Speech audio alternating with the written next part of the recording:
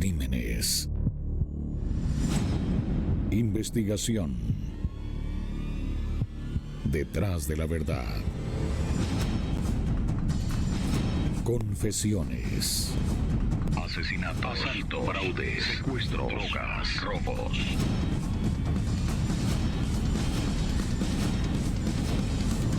Extra sucesos. Hola, qué gusto que nos acompañen en esta edición de Extra Sucesos, en la que llevaremos un tema que en la actualidad está bastante complicado. Les hablo de los homicidios que ocurren en el país. Ya en este primer cuatrimestre, en el cierre de abril, rondamos los 180 asesinatos, así que es una cifra alarmante, y para ello vamos a presentar primero la siguiente información y luego les indico quién va a ser el experto que va a comentar el tema. El primer cuatrimestre del 2021 cerró marcando por la gran cantidad de homicidios a nivel nacional. Sin embargo, destaca la violencia extrema con que se perpetran y los alcances que estos tienen en la sociedad.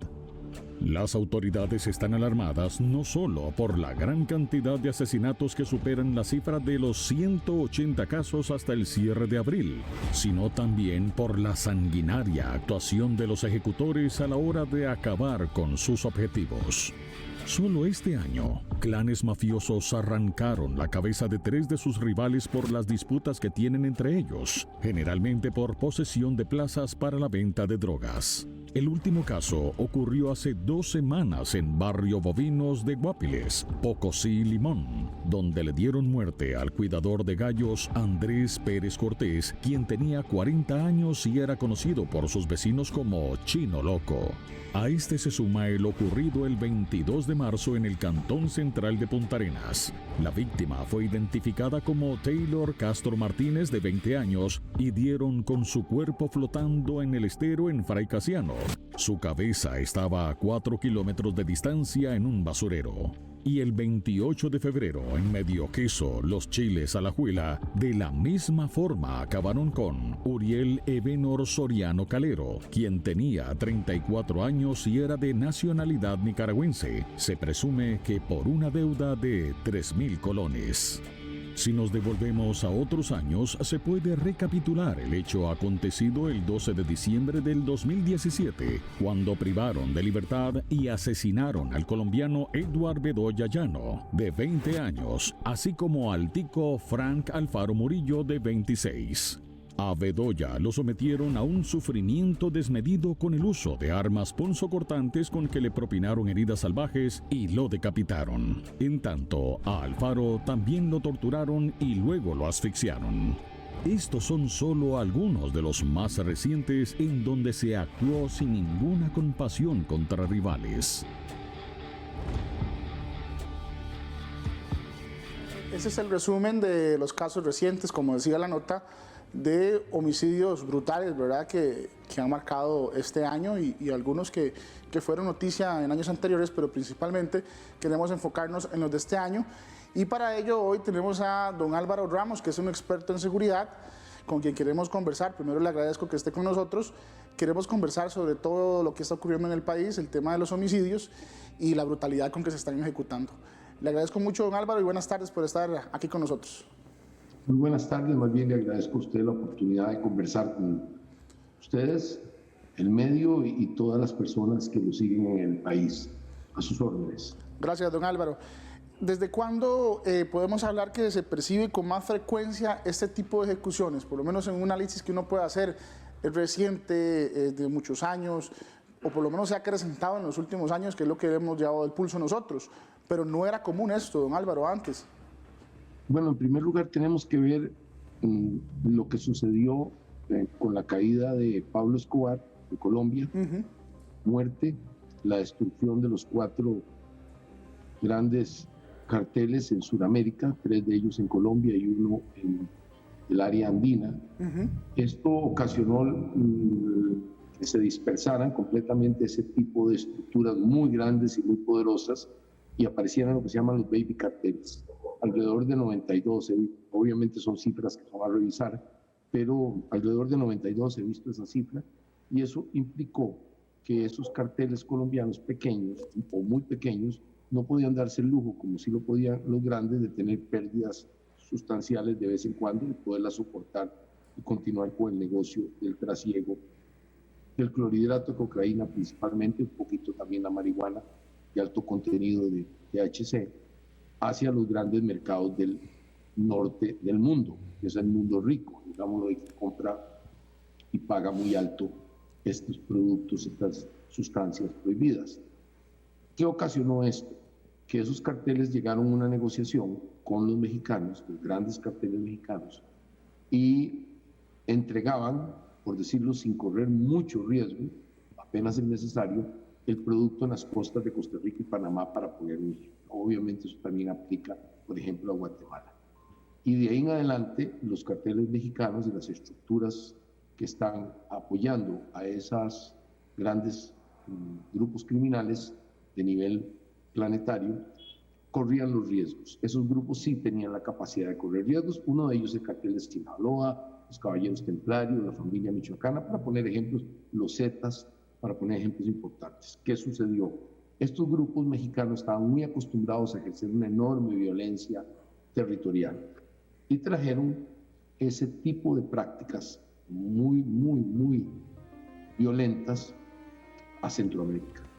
En alguna medida, algunas personas y expertos dicen que fue al revés, que grupos de exmilitares guatemaltecos más bien fueron los que enseñaron a cortar cabezas y eso a los mexicanos, hacerlo como una práctica operativa para controlar territorio, controlar entre sí la dinámica de los grupos. Esto se ha especulado, los caibiles, un grupo de ex caibiles más bien enseñaron a los mexicanos esto que nos horroriza tanto los costarricenses. Pero al final, la parte de la historia que es interesante, porque eso nos muestra el desarrollo de la violencia en Centroamérica, particularmente en el norte, el que llamamos Triángulo Norte, Honduras, El Salvador y Guatemala, permeó hacia Costa Rica. Permeó poco a poco esa violencia, y en Costa Rica, curiosamente, esa violencia viene dada por tres factores. En primer lugar, porque empezamos a tener estructuras costarricenses que no teníamos de ese tamaño mediano, pequeño, tipo las del Indio, Gringo, Tío, ese estilo en el Caribe, varias. Ahora tenemos la de Diablo, para poner ejemplos concretos de que no teníamos y ahora sí tenemos operando tanto en un mercado propio, en una estructura territorial propia, como también en el mercado internacional, ayudando a los grandes carteles. Eso es lo primero. En ese mismo grupo tenemos que resaltar la llegada de hace un poco más de 10 años de los grupos jamaiquinos, que también son muy violentos en su propio país, que empezaron a traer marihuana de alto contenido psicotrópico, THC, que la marihuana costarricense no era de alta calidad. Esto nos causó gran problema en la región atlántica y violencia. Eso es lo primero, que nos vimos envueltos en esa geopolítica del crimen, en el que la geografía jugó en contra de nosotros. Quedamos en el medio del gran mercado y de los grandes intereses internacionales del crimen organizado. Eso es lo primero. Don Álvaro, me gustaría también abordar el tema de que se habla de que este tipo de ejecuciones siempre mandan mensajes, ¿verdad? Usted explicaba... Eso ya se lo voy a... Ahorita vamos el por qué, pero estoy diciendo, usted me preguntó de cuándo acá, bueno, tenemos un problema. El siguiente problema es que se empezó la práctica muy dañina desde el punto de vista de la violencia de los tumbonazos en Costa Rica. Se empezaron a tumbar droga. Una organización criminal le robaba droga con violencia a otra y luego la represalia era exactamente la que estamos viendo. Ese es un nivel. Y el siguiente nivel, que en realidad es el que nos tiene con mayor violencia, caso por caso, es el nivel del control que usted lo señaló al principio, de pequeñas plazas de venta de la marihuana, básicamente la marihuana. También, por supuesto, hay algo de crack y también, por supuesto, hay algo de cocaína, pero eso es mínimo comparado al gran mercado de la marihuana. El control en las alamedas, el control en los barrios, el control en las zonas periféricas, urbanas, sobre todo donde hay una acumulación muy grande de gente, el control de esos pequeños puntos de venta genera una enorme violencia y en su mayoría es atribuible no a la cocaína, sino a la marihuana. Así es que tenemos una conjunción de cosas que están sucediendo. La marihuana ya está llegando de Colombia y históricamente de Jamaica, de alta calidad. Acabamos de ver esta semana, llevamos de esta semana corta, la llegada de una tonelada y pico de marihuana que quedó en la parte sur del país, abandonada en 2 carros. Todo esto nos indica realmente el problema en el que estamos. Eso es para consumo local, por ejemplo. Para poner la gran cantidad de grandes embarques de cocaína son para consumo del hemisferio norte. Algo se queda en Costa Rica en forma de pago o de mercado interno, pero es mucho más pequeño que el verdadero mercado internacional.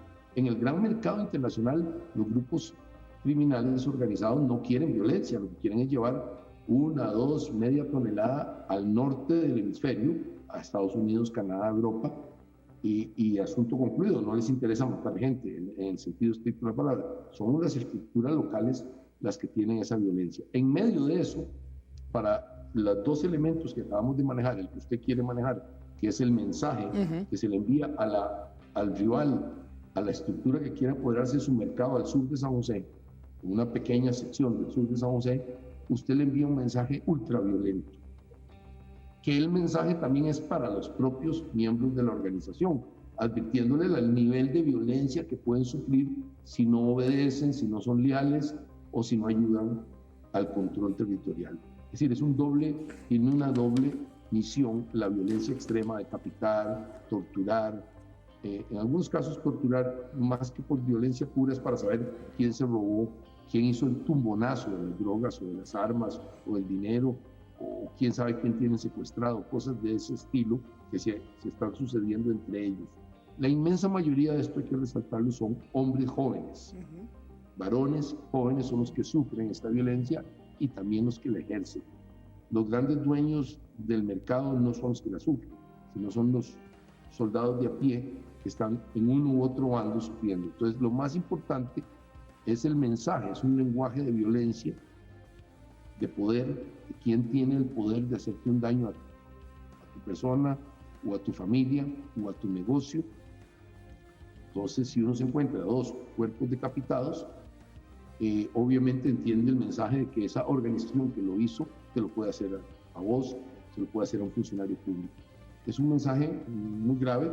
En México lo vimos con cuerpos guindando en los puentes para dar mayor claridad en el mensaje, en las carreteras. Lo vimos con el caso del pozolero, que se le hizo saber que diluida a sus cuerpos, a sus víctimas, los cuerpos de sus víctimas los diluida en ácido, en estañones, para desaparecerlos. Y estamos hablando de un mensaje de una violencia extrema, que yo he llegado a comparar ese tipo de violencia a una dictadura como la de los nazis o la de Stalin, en la que se eliminaba a los enemigos bajo cualquier forma. Y es una violencia extrema, es una dictadura, porque o haces caso estricto a lo que se te dice, o sufrís un vejamen inimaginable para nosotros los costarricenses y para cualquier sociedad civilizada, pero nosotros no estábamos acostumbrados a esa violencia. Lamentablemente nos estamos acostumbrando a ella. Es mensaje, pero a la vez es poder. Es decir, una vez que han eliminado grupos enteros, pues por supuesto que adquieren un gran poder el que lo hace. Y uno nota los cambios de liderazgo. Cuando las autoridades han detenido gente como Indio, por ejemplo, la que está detenido, empiezan la sustitución. Gente mucho más joven y de menor rango empieza a sustituir el mando de gente que ya llevaba años en esto, y esa sustitución siempre va cargada de violencia de uno u otro lado. Inevitablemente la dinámica ahí es de violencia para apoderarse del mando, para apoderarse de la coreografía. Uno está viendo cosas un poco más sutiles, pero de mayor importancia, tal vez en el sentido de qué puede suceder en el futuro, por ejemplo, en la región noroccidental del país, en Guanacaste. Uno oye que las grandes fincas de la región guanacasteca, planas, convenientes para la ubicación de pistas clandestinas, eso es muy importante para el narcotráfico, muy, muy importante. Se ejerce o por las buenas, al principio, comprando a mandadores y a los mismos dueños, o por las malas, con una gran violencia, al punto que les pierden las fincas, de hecho, los dueños, etc. Esto es muy grave para el país, ese uso de violencia también, tal vez no se ve tan claro como los decapitados o los torturados, pero hay violencia en las noches, en las casas, hay amenazas, es una violencia constante. El lenguaje que se utiliza es de violencia constante y últimamente acabamos de ver lamentablemente asesinatos de policías, amenazas, ataques a jueces. Este es el lenguaje de violencia en el que, temo yo, el país puede ir derivando y nos encontremos con una sociedad, los costarricenses que nos hemos esforzado por 200 años, vamos a cumplir 200 años, de construir una sociedad en libertad, con democracia, creyentes de la justicia y por supuesto de las elecciones y del respeto a la institucionalidad, nos vamos a encontrar con la peor de las dictaduras, mucho peor que los militares de América Latina y quizás peor que los comunistas cuando han ejercido dictaduras como Cuba y Nicaragua. Nos podemos encontrar con la dictadura de los criminales, en los que las barriadas, las comunidades marginales tienen que obedecer al cacique criminal local o sufren, digamos, inimaginables vejámenes de la familia y hasta la muerte, por supuesto, sí, las personas que no obedezcan. Esta es la peor dictadura que a mí me da terror sobre los costarricenses, porque no están acostumbrados, por supuesto, a tanto violencia y mucho menos a perder sus libertades. Pero de hecho en algunos lugares se ha ido perdiendo la libertad. Hay lugares donde los criminales cobran peaje, hay lugares donde usted no puede no hacer caso a un criminal, hay lugares donde le prestan el gota a gota, que se convierte después en un martirio para las personas humildes. Esos préstamos que son, por supuesto, lavados, que son, por supuesto, producto de estructuras criminales. Usted nota que nos estamos acostumbrando a un mundo de violencia en todos los órdenes, no solo el de los decapitados, que es el que más llama la atención, los torturados. Hay una violencia ejercida contra las personas humildes que piden préstamos, hay una violencia ejercida contra las mamás que quieren llevar a sus niños a la escuela y les cobran un peaje. Y podemos notar que algunos lugares están realmente acelerando esa violencia, como la estamos describiendo, por ejemplo, el área de Punta Arenas. Me preocupa mucho que se habla de grupos colombianos que están tomando control de la marihuana y cosas de esas en esa área, y estamos viendo un incremento, usted lo señaló, la persona que relató algunos hechos muy concretos, recientes. Eso es señal de que están apoderándose de zonas marginales de Punta Arenas, y eso nos está indicando un gravísimo problema. No podemos obviar, acabamos de tener también un incidente ayer, si no me equivoco, antier, en la zona de Cruzitas, en donde es como un núcleo de crimen organizado, donde se está ganando dinero a niveles extraordinarios, probablemente más que el narcotráfico, los locales y algunos grupos nicaragüenses. Eso va a terminar en una enorme violencia, porque no van a soltar eso, el oro extraído de forma salvaje e ilegal, por supuesto. Ahí vamos a tener núcleos de violencia muy fuertes. Ya ha habido violencia en la zona y además los habitantes de la zona han reaccionado también muy fuertemente, creando sus propios grupos, los garroteros, etcétera, para contrarrestar esa violencia y esos delincuentes que han aparecido. Usted nota que el país entero está en problemas. Vemos en la zona sur la aparición de un montón de droga, cantidades inimaginables a nivel mundialista, y grupos políticos metidos muy claramente. Eso es señal de que vamos a tener problemas extremadamente serios en la frontera sur, zona sur. Y por último, un elemento que pasa un poco más desapercibido, pero que de igual manera nos puede controlar el puerto más importante del país, los enormes, gigantescos cargamentos de 3.000, 2.000 kilos de cocaína que salen por Limón. Esto para controlar ese nivel de exportación de droga. Costa Rica es el primer país en este momento, o segundo, depende de lo que se vea, ¿no? Más que Colombia, en exportación de cocaína hacia algunos de los grandes puertos de la Unión Europea. Eso nos causa inevitablemente un control territorial, un control de los funcionarios que tienen que ver tanto a nivel policial como a nivel administrativo de esos puertos, y eso es un grave problema. Es decir, el panorama es muy difícil. No contamos en este momento con radares para controlar eso, no contamos con una flota de helicópteros funcional para tener escuadras de interdicción, y como hemos visto, las autoridades judiciales son muy propensas a tres cosas. Uno, a no dar rápidamente permisos de allanamiento, a no dar permisos de escucha, legal estoy hablando, para controlar esas organizaciones. Tenemos muy poca colaboración, me gustaría ver muchísima más colaboración para apoyar a las autoridades honestas que están en esa lucha. 2, tenemos un problema de lavado de dinero enorme, tenemos que entrarle a este asunto de los capitales emergentes y ver una manera de decomisar los capitales producto del narcotráfico. Es la única manera de parar esas organizaciones que no se hagan inmensamente ricas. Y 3, vemos que el sistema judicial es muy flojo, muy flojo con los criminales en general y por supuesto con los narcotraficantes también. Para muestra un botón, han habido estructuras en las cárceles del país dedicadas a estafar a adultos mayores y a personas inocentes que caen en sus trucos. Entonces vemos que el sistema institucional es extremadamente débil para enfrentar criminales violentos de ese tipo. Estamos a las puertas de una caída dramática del sistema de convivencia civilizado, en donde los criminales van a tener una prioridad sobre los ciudadanos honestos y trabajadores. Don Álvaro, es aquí entonces donde uno pues supone que se va a hacer más recurrente este tipo de ejecuciones de las que estábamos hablando, ¿verdad? Que el actuar de los grupos criminales va a seguir siendo violento o incluso más recurrente, más seguido, ¿verdad? Porque las cosas, como dice usted, van empeorando y estamos en una etapa muy difícil que incluso pues ya se reconocen los expertos que se ha salido de control. Entonces es posible que de ahora en adelante sea más recurrente este tipo de ejecuciones. Absolutamente. El espejo en que tenemos que vernos lamentablemente no es Suiza, ¿verdad? Que era el espejo que nos veíamos hace 50 años en Costa Rica, en la que yo me crié. Uno decía que aspirábamos a ser como la Suiza centroamericana y verdaderamente era un buen ejemplo. Pacífica, civilizada, en donde los criminales no tenían capacidad de expandirse, la policía lo frenaba y el sistema institucional lo frenó en su momento. Tuvieron también problemas, que llegaban criminales del este europeo, de los Balcanes, y lo supieron frenar. Nosotros el ejemplo lamentable que debemos ver, pero realmente lamentable, es el Triángulo Norte en su momento más terrible, que tuvimos la desgracia, solo para que nos ilustremos de qué está pasando y qué nos puede pasar a nosotros si nos vamos convirtiendo más en el Triángulo Norte que en Suiza, para poner un ejemplo.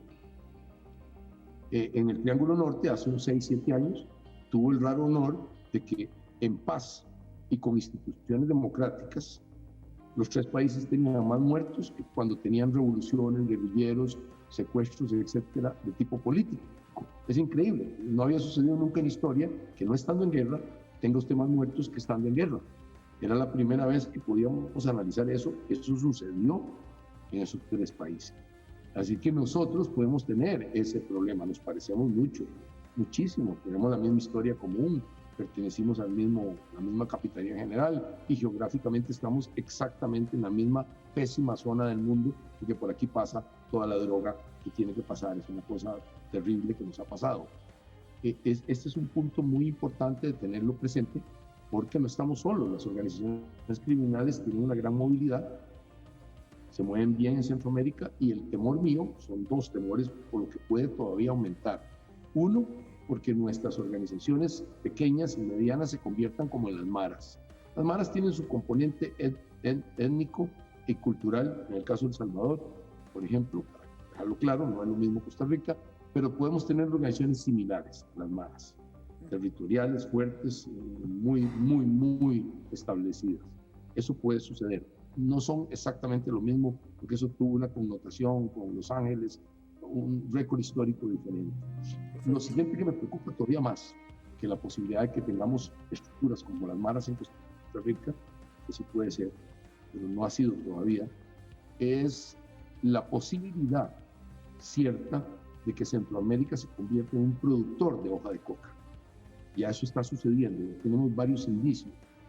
Hasta la fecha hemos sido almacenaje, repartición, distribución aérea, por vía de containers, trailers, etc.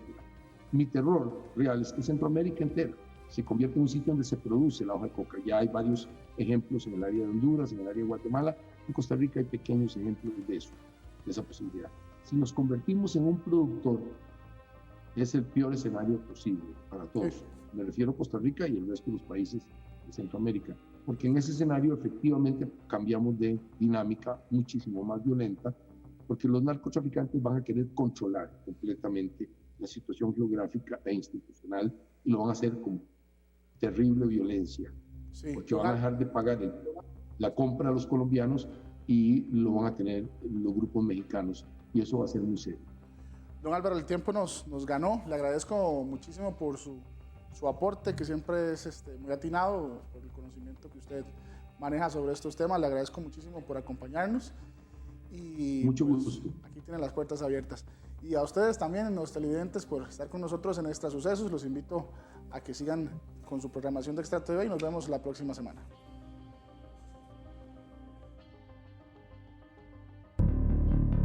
Crímenes. Investigación. Detrás de la verdad. Confesiones. Asesinatos, asaltos, fraudes, secuestros, drogas, robos.